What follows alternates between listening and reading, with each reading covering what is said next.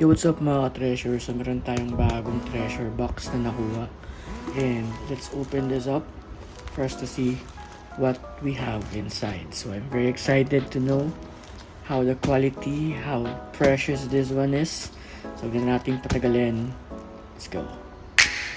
So ayan, ako yung nagsisimula ng maggupit-gupit para mabuksan na natin tong ating treasure box. And talagang napaka tight ng kanyang pagkakabalot. Hindi ko alam kung ayaw magpabukas o talagang hirap lang ako magbukas ng mga ganito.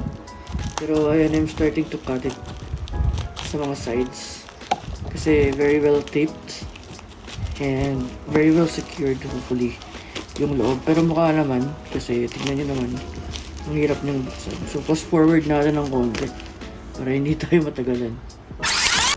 So yun mga treasure, meron pa rin isang box pagkatapos nating buksan yung isang box. So buksan na natin to and let's hope na mas mabilis siyang buksan kumpara dun sa isa. So simulan nating maggupit. So dito ko siya gugupitin sa taas kasi may awang dito. Ayan. So tanggal na natin yung first layer ng tape. So, i-cut na natin siya pataas since ayun naman siya dito. Hopefully hindi natin tamaan yung nasa loob. Yun pala yung naisip ko. There you go. So, I heard the pop. Ayan. Cut natin to. Tinikat natin yung nasa side.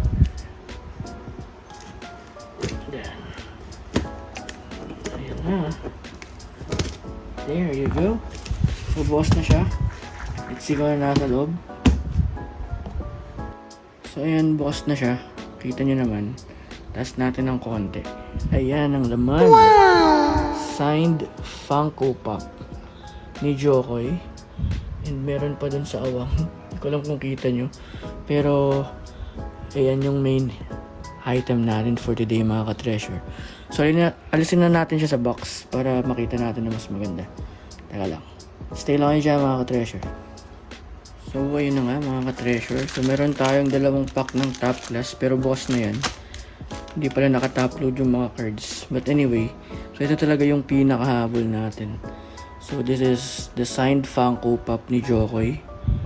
And nakuha natin to sa Co-Collectibles.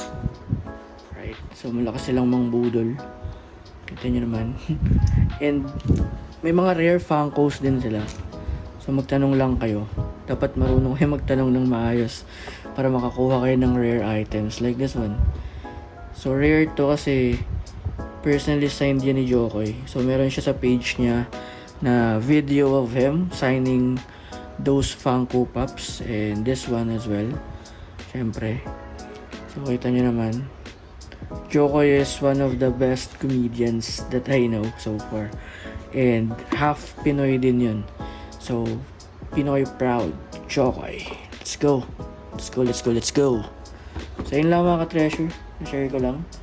Siyempre, lalagay natin yan dito para sealed na sealed. Lalagay natin yung Goku natin na signed ng local VA. Dito na lang siguro sa protector. Bilan na lang natin ng acrylic sa susunod. So, yun lang. Na-share ko lang. See ya.